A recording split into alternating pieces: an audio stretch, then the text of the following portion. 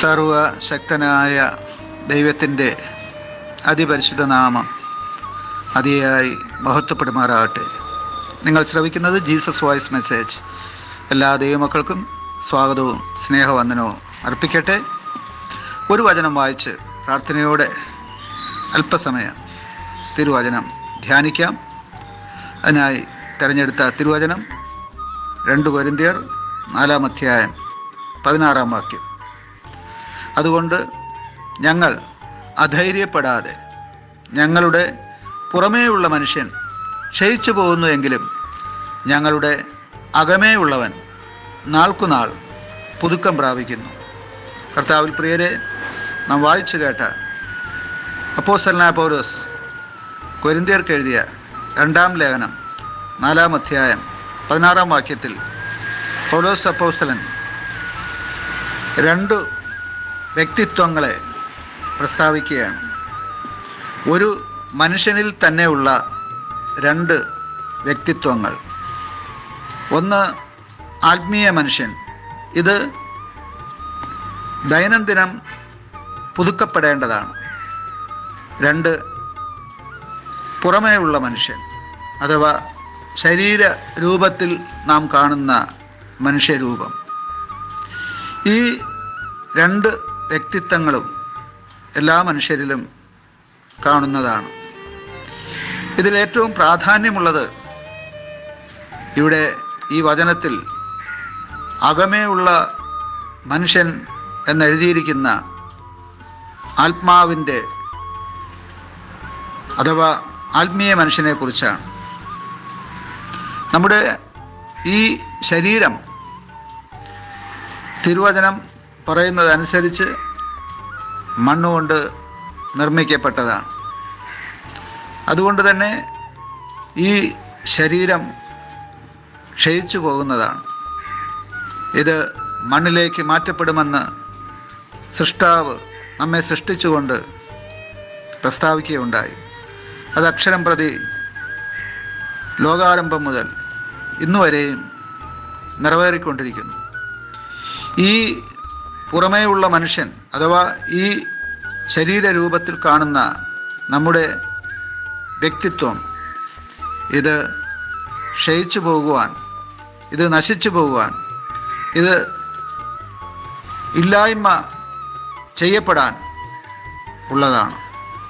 എന്നാൽ വളരെ പ്രാധാന്യമുള്ള ഒരു വിഷയം, ഇതേ മൺകൂടാരത്തിൽ അഥവാ മണ്ണുകൊണ്ട് നിർമ്മിച്ച നമ്മുടെ മനുഷ്യ ശരീരത്തിനുള്ളിൽ ഒരു ആത്മീയ മനുഷ്യൻ അഥവാ ഒരാത്മാവ്, ദൈവത്തിൻ്റെ ആത്മാവ് തന്നെ വസിക്കുന്നു എന്നുള്ളതാണ്. അതിനെ പൗലോസ് അപ്പോസ്തലൻ പറയുന്നത് അകമേ ഉള്ളവൻ എന്നാണ്. അകമേ ഉള്ളവൻ എന്നാൽ അകത്തെ മനുഷ്യൻ അഥവാ മനുഷ്യൻ്റെ ഉള്ളിലെ മനുഷ്യാത്മാവ്. ഇത് ദൈനംദിനം പുതുക്കപ്പെടേണ്ടതാണ്. എങ്ങനെയാണ് നമ്മുടെ അകമേയുള്ള മനുഷ്യൻ അഥവാ നമ്മുടെ ആത്മാവ് പുതുക്കപ്പെടുന്നത്? അതെ, നാം എല്ലാവരും പുതിയത് ആഗ്രഹിക്കുന്നവരാണ്. ഓരോ കാര്യങ്ങളിലും, വസ്ത്രധാരണം മുതൽ മറ്റെല്ലാ കാര്യങ്ങളിലും പുതിയത് ആഗ്രഹിക്കുന്നവരാണ്. അതുപോലെ തന്നെ നമ്മുടെ ഉള്ളിലുള്ള ദൈവത്തിൻ്റെ ആത്മാവും അനുദിനം പുതുക്കം പ്രാപിക്കേണ്ടത് അത്യാവശ്യമാണ്. ആത്മാവിൻ്റെ പുതുക്കം സാധ്യമായി തീരുന്നത് ദൈവത്തോടുള്ള ബന്ധത്തിലാണ്. അത് പ്രാർത്ഥനയിലാണ്, അത് വചനധ്യാനത്തിലാണ്, അത് കൂട്ടായ്മയിലാണ്, അത് ആരാധനയിലാണ്. തിരുവചനപ്രകാരം നാം ജീവിച്ചുകൊണ്ട് കർത്താവിനോട് ചേർന്ന് നടക്കുമ്പോൾ ഓരോ ദിവസവും നാം പുതുക്കപ്പെടും. ഇതിനെയാണ് വേദപുസ്തകത്തിൽ ഒരുവൻ ക്രിസ്തുവിലായാൽ അവൻ പുതു സൃഷ്ടി എന്നെഴുതിയിരിക്കുന്നത്. അവിടെ എഴുതിയിരിക്കുന്നത് പഴയതെല്ലാം മാറ്റപ്പെട്ടു എന്നാണ്. സകലവും പുതുതായി തീർന്നിരിക്കുന്നു. ദൈവത്തെ അഥവാ ക്രിസ്തുവിനെ ഹൃദയത്തിലേക്ക് സ്വീകരിച്ച ഓരോ മനുഷ്യാത്മാവും ഓരോ ദിവസവും പുതുക്കപ്പെടേണ്ടത് അത്യാവശ്യമാണ്. ദൈവത്തോടുള്ള ആ അനുദിന കൂട്ടായ്മയിൽ നാം മുന്നോട്ട് പോകുമ്പോൾ നമ്മുടെ ആത്മാവ് ദൈനംദിനം പുതുക്കപ്പെടുവാൻ ഇടയാകും. അപ്രകാരം പുതുക്കപ്പെട്ടിട്ടില്ലെങ്കിൽ നാം അതിന് വിപരീതമായി പിന്മാറിപ്പോകാനും സാധ്യതയുണ്ട്. അതുകൊണ്ട് തന്നെ നമുക്ക് നമ്മെ തന്നെ ദൈവകാര്യങ്ങൾ സമർപ്പിക്കാം. നമ്മുടെ ആത്മാവിൻ്റെ പുതുക്കത്തിനായി പരിശുദ്ധാത്മാവിൻ്റെ കൃപ ദൈവം നമ്മിൽ പകരുമാറാകട്ടെ. ആമേൻ, ആമേൻ.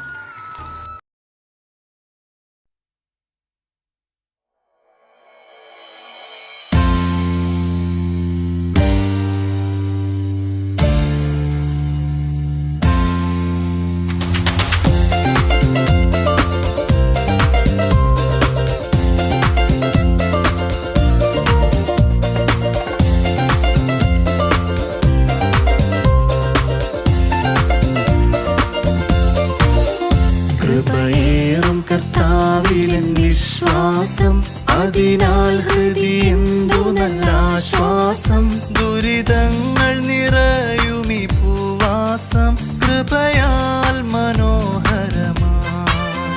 ദുരിതങ്ങൾ നിറയുമീ ഭൂവാസം കൃപയാൽ മനോഹരമായി. കൃപ കൃപ ഒന്നെന്നാശ്രയമായി, കൃപ കൃപ ഒന്നെന്നാനന്ദമായി.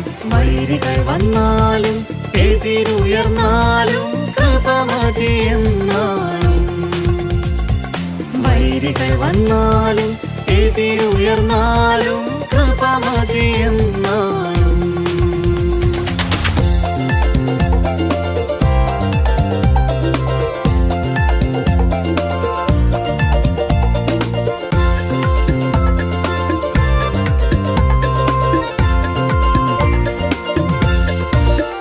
ബലഹീനതയിൽ നല്ല ബലമേകും, മരുഭൂമിയിൽ ആനന്ദ തണലാകും.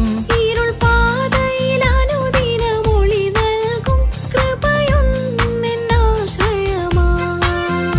ഇരുൾ പാതയിൽ അനുദിനമൊളി നൽകും കൃപയൊന്നെന്നാശ്രയമായി. കൃപ കൃപ ഒന്നെന്നാശ്രയമായി, കൃപ കൃപ ഒന്നെന്നാനന്ദമായി. വൈരികൾ വന്നാലും എതിരുയർന്നാലും കൃപ മതിയെന്നാളും. വൈരികൾ വന്നാലും എതിരുയർന്നാലും